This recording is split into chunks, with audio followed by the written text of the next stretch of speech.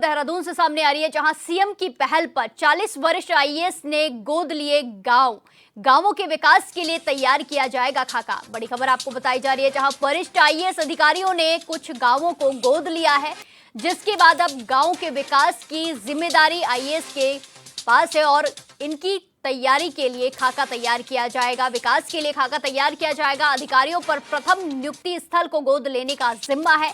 अधिकारियों को कार्य योजना पर गांवों के विकास के लिए चलेगा अभियान। बड़ी खबर आपको बताई जा रही है, जहां 40 वरिष्ठ आईएएस अधिकारियों ने गांव गोद लिए हैं।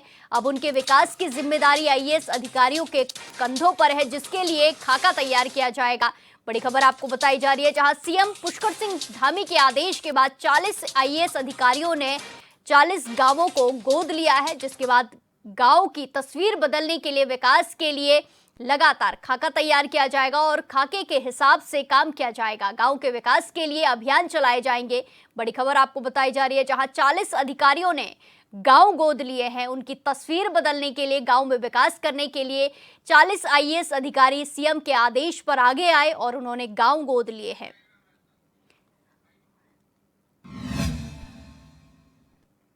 इस खबर पर ज्यादा जानकारी के साथ सीधे जुड़ेंगे हमारे संवाददाता अमित रतूड़ी से। अमित, जिस तरीके से सीएम के आदेश के बाद 40 आईएएस अधिकारियों ने बड़ा काम किया है और गांव गोद लिए हैं, क्या कुछ इसमें आगे देखने को मिलेगा? क्योंकि पहले भी कई लोगों ने ऐसे गांव गोद लिए हैं, और क्या तस्वीरें नजर आ रही हैं?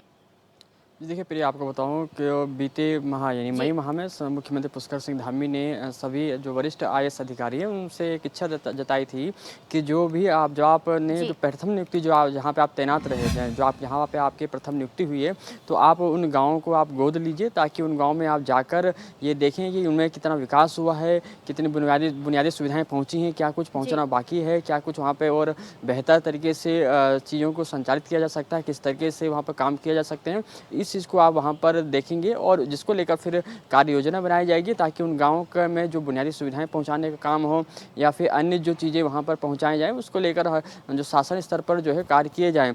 इसी को लेकर जो है राज्य के 40 वरिष्ठ आईएएस अधिकारी की हम बात करें, जिनमें जो है सी रविशंकर, देहरादून के जो वर्तमान में डीएम है सविन बंसल, इसके बाद एल फन्नी जो खाद्य आयुक्त हैं वो, दूसरी तरफ हमारे सुधांशु त्रिवेदी जो पूर्व जो अभी हम बात करें जो वर्तमान जो पूर्व जो अभी पर्यटन सचिव रहे हैं सचिन कुर्वे, उनकी हम बात करें, धीराज गब्रियाल की बात करें, हम तमाम ऐसे जो वरिष्ठ आईएएस अधिकारी हैं जो जिनको जिम्मेदारी जिन्होंने गांव गोद लिए हैं, जो इनमें 40 लोगों के हम बात करें, तो इनकी जब प्रथम नियुक्ति हुई थी राज्य के अलग अलग विकास खंडों में, तहसील स्तर पर, जिला स्तर पर। जिस तरीके से आपने बताया कि 40 आईएएस अधिकारियों ने गाँव गोद लिए हैं, ऐसे में पहले भी कई सांसदों ने गाँव गोद लिए हैं, तो लगातार विपक्ष की तरफ से सवाल उठाए जाते हैं कि गांव तो गोद लिए गए, लेकिन काम क्या किया गया है? तो ऐसे में जो पहले गांव गोद लिए गए हैं, उन पर क्या कुछ काम किया गया है? क्या कुछ वहां विकास देखने को मिला है? उसी को देखकर आगे 40 अधिकारियों के काम को भी देखा जाएगा। तो अब तक क्या कुछ काम किया गया है? जिन लोगों ने, सांसदों ने जो गाँव गोद लिए थे, उन पर क्या कुछ विकास हुआ है?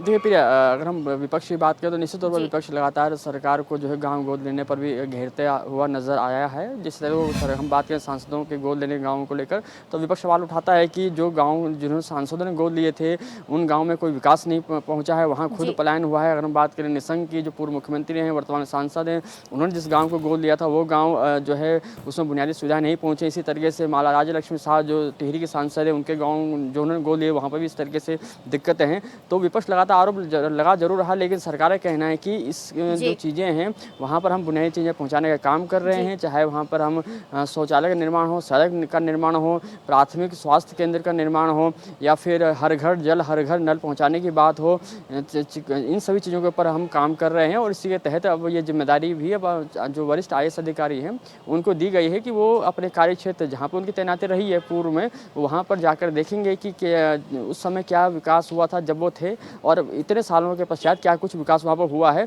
और अब वहाँ पर विकास के लिए क्या कुछ कदम उठाए जा सकते हैं। बिल्कुल, हमें देखना होगा कि क्या कुछ आगे कदम उठाए जाएंगे, कितनी जो गांवों की तस्वीर बदलेगी। धन्यवाद हमारे साथ जानकारी साझा करने के लिए।